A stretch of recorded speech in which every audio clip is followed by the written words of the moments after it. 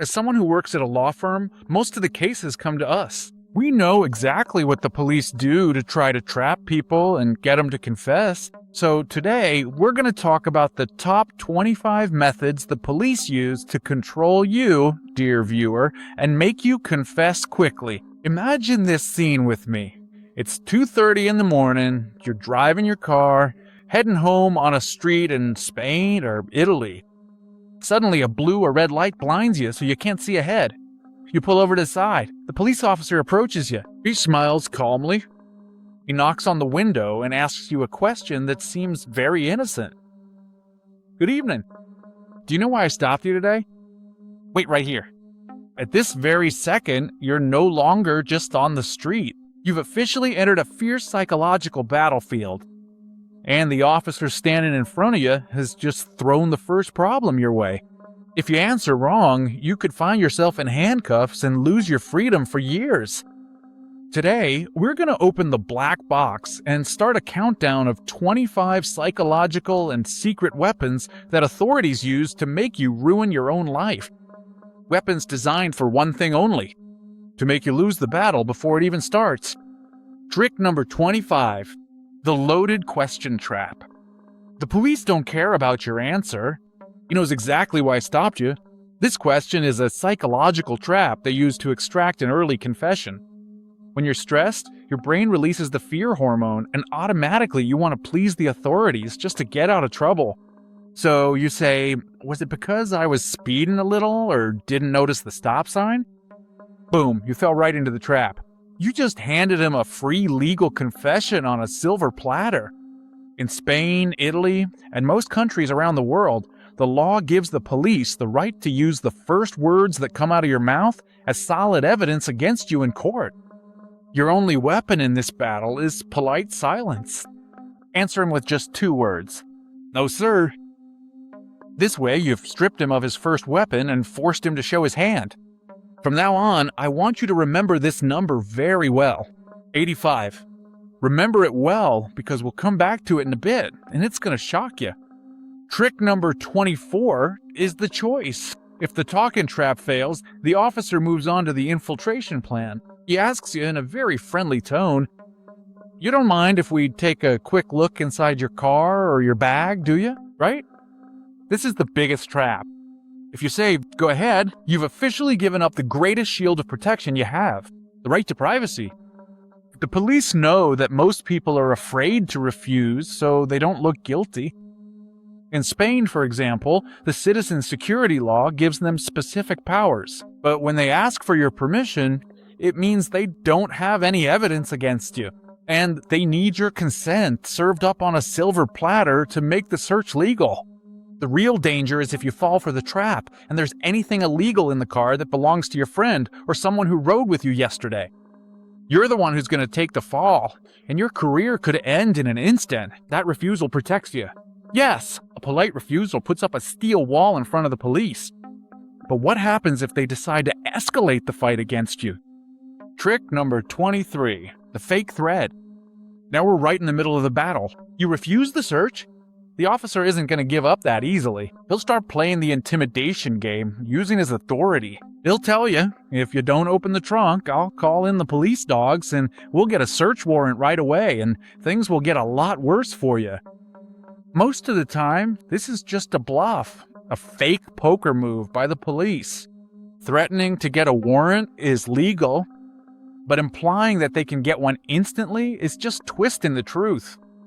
They're just betting on you losing your nerve. Always remember, if they had enough evidence to search, they wouldn't waste a single minute begging you to agree. Your only weapon here is keeping your cool, dear viewer. Trick number 22. Getting stopped over something trivial. The police here are frustrated because you didn't take the bait. Are they gonna let you go? Not always. If they're really determined to search you, they'll look for the smallest mistake you've made. A broken tail lamp, a seatbelt that's not fastened. This is from a real documented story. A woman was handcuffed and taken to the police station just because she wasn't wearing her seatbelt. Why? because turning a minor infraction into an official arrest immediately gives them the legal right to search you and everything near you without needing a judge's warrant. So that's how they found a back door to break through your defenses. If this happens to you, never resist, because resisting will give them the perfect excuse to press additional charges against you later. Trick number 21. The scent of illusion. Your car is fine, your papers are in order, and you're quiet and polite. Suddenly, the police look at your car's brakes and say, "I smell illegal substances coming from your car." This phrase is the joker card in the world of authority. In many countries, just the officer claiming they smell something suspicious gives them the immediate right to take your car apart piece by piece. The terrifying contradiction here is that there isn't a single camera in the world that can record or disprove a smell. A camera records sound and image, but it can't smell. It's an excuse that's hard to refute right there on the street. If they use this weapon against you, don't yell or lose your temper. Say clearly and loudly for the camera to hear, "I do not consent to the search, but I will not resist you." This way, you're establishing your legal position for the court. Now let me ask you a question. Do you think all this fear only happens on the street? Do you want us to go back to number 85, the one I asked you to remember? Terrifying psychological statistics say that 85% of completely innocent people give up their right to remain silent and incriminate themselves the moment they're put in the most dangerous place on earth, the closed interrogation room. There, the law allows the police to lie to you openly and blatantly, and with their cunning, they plant false memories in your mind so you end up confessing to a crime you never even committed. Trick number 20, the forbidden filming trap. Imagine yourself standing on the street, witnessing something you don't like. You grab your phone and start recording. Suddenly, a police officer comes up angrily and yells in your face. Put the phone down immediately. Filming is prohibited, and you could be arrested for obstructing the authorities. This is the biggest psychological lie you might hear in Spain, Italy, Saudi Arabia. Whereas in most European countries, you can film police officers while they're performing their duties in public places. And it's a fully protected legal right, as long as you don't physically obstruct them or get closer than 2 meters.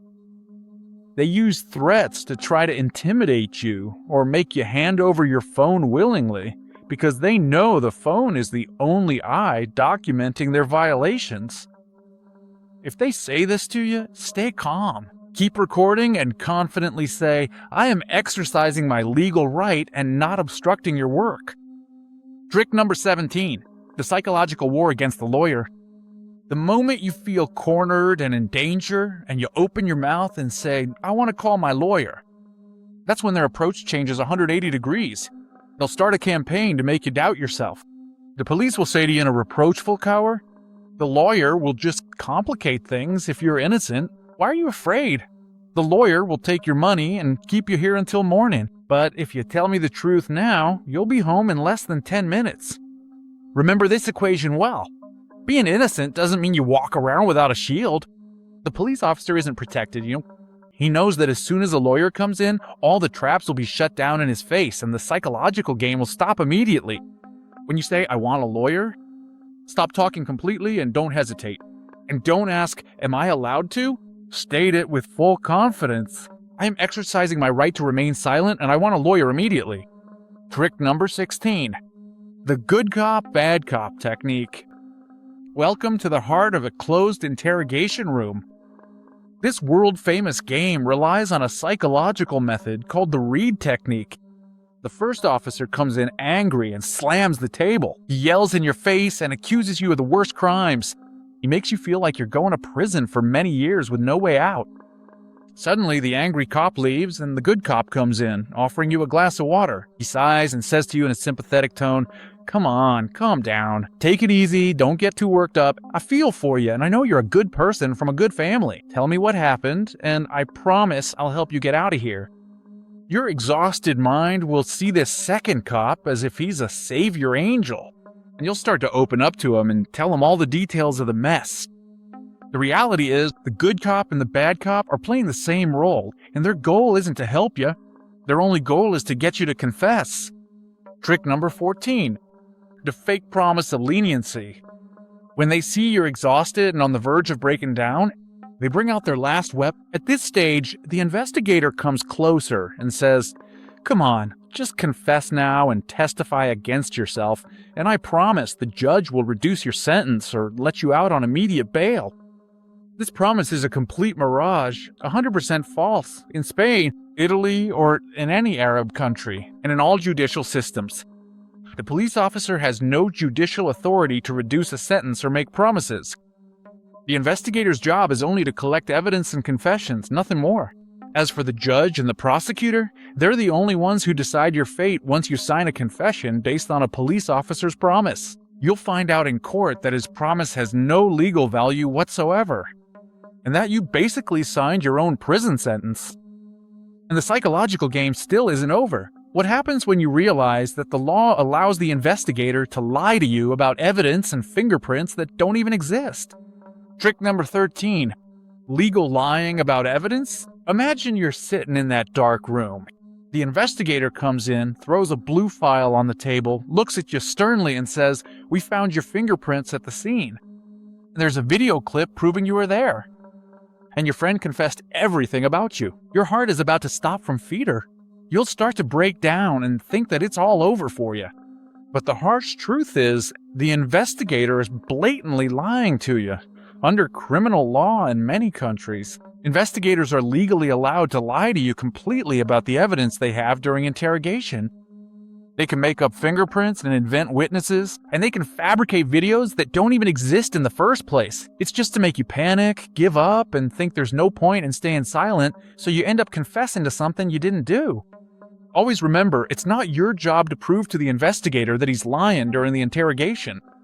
Your only job is to protect yourself and not say a single word without a lawyer. Trick number 12. The fake eyewitness. An extension of the lie with evidence, there's a devious psychological weapon called the eyewitness. The phantom investigator will tell you with absolute confidence that there's a witness who saw you with his own eyes, and someone picked you out from 10 photos we show him. The problem is, when you hear this sentence, your mind starts doubting itself and your intelligence. And you start asking yourself, could it be that I passed by there and just don't remember? In one documented case, investigators told a suspect that the victim had identified his photo, even though the victim hadn't actually seen any photos yet. And under this psychological pressure, the suspect confessed to the crime, even when there really is an eyewitness. Human memory under pressure starts to make mistakes. And even the slightest suggestion from the police can completely change a witness's testimony. Don't let the story of a fake witness shake your confidence in yourself. Trick number 11. Attacking friendship and playing on betrayal. This trick is the dirtiest of them all. They take you and your friend or your business partner and separate you into 2 rooms far apart from each other. The investigator comes in to see you, gives you a slight smile and says, "Look, champ, should I keep quiet and be loyal? Or should I confess and throw him under the bus?" The goal of this strategy is to create a sense of doubt and panic between 2 people so they turn on each other. In many cases, the friend in the other room is staying silent and holding on to his right to remain silent. He's not saying a single word, but the investigator uses this bait to make you open your mouth and break down.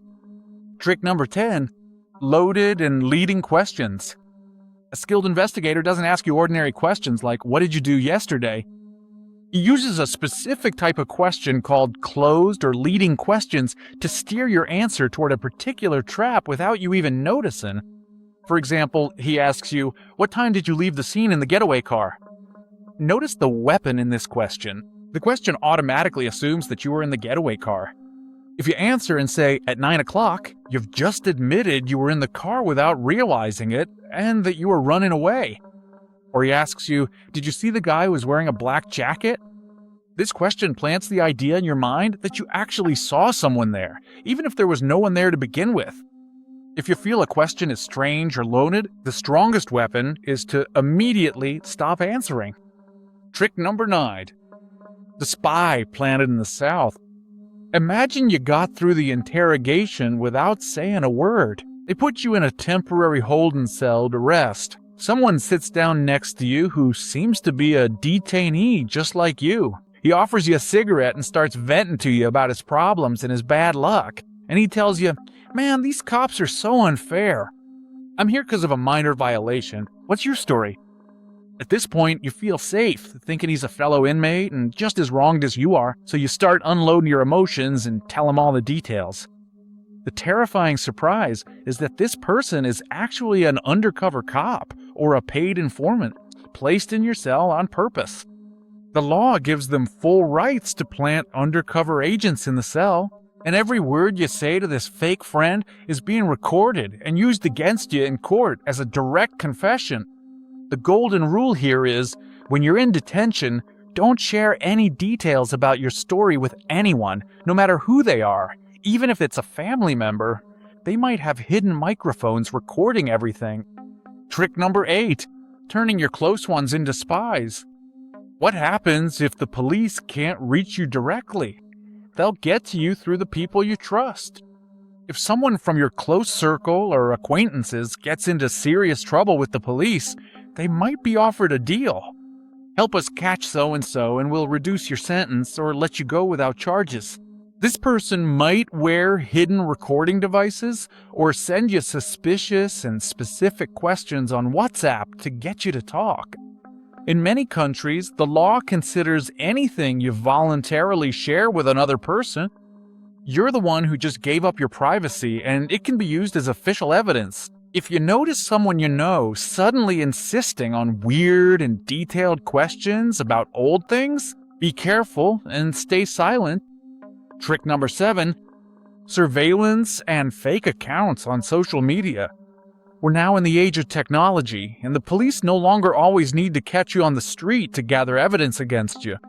Security agencies and investigators are all over social media platforms, creating fake accounts, sending you friend requests, joining private groups, or sending you private messages. In many European cities, police departments use artificial intelligence programs to monitor public posts and lure people through fake accounts to collect evidence about them.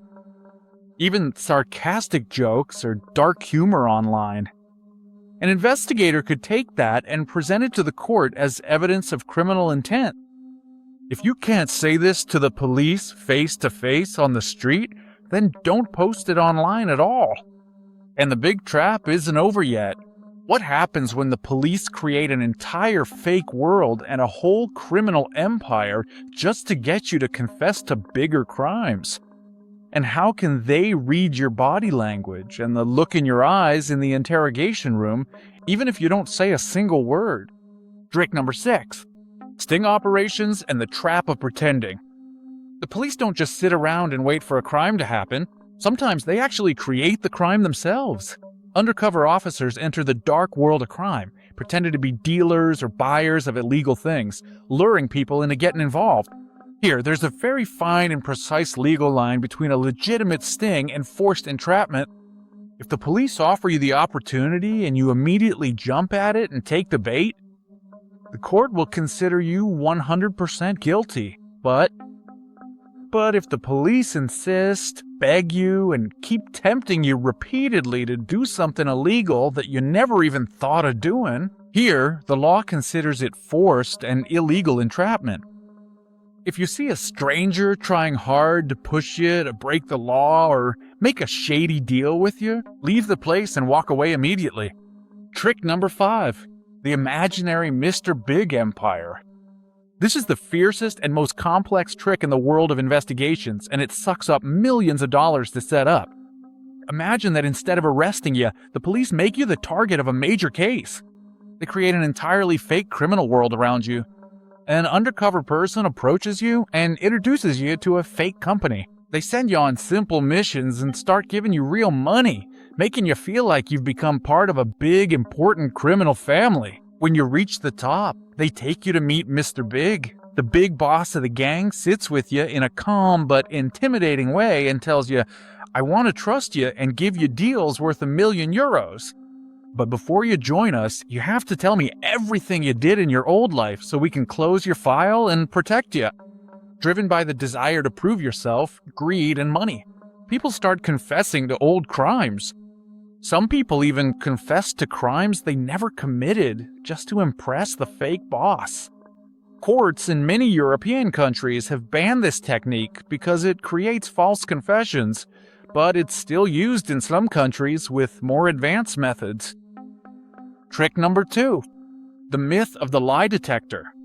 In many cases, they bring you a device that looks high-tech, hook up wires to your hand, and the investigator talks to you in a firm tone. This device detects lies with 100% accuracy. And if you lie to me on even one question, we'll know right away. This is just a showy trick. The majority of lie detector results aren't accepted in official courts in many European countries because they rely on measuring stress and pulse. Even prophets and innocent people can have their hearts race just out of fear. They only use the device to make you believe there's no way out but to confess. Trick number 1. The trap of voluntarily giving up your right to remain silent.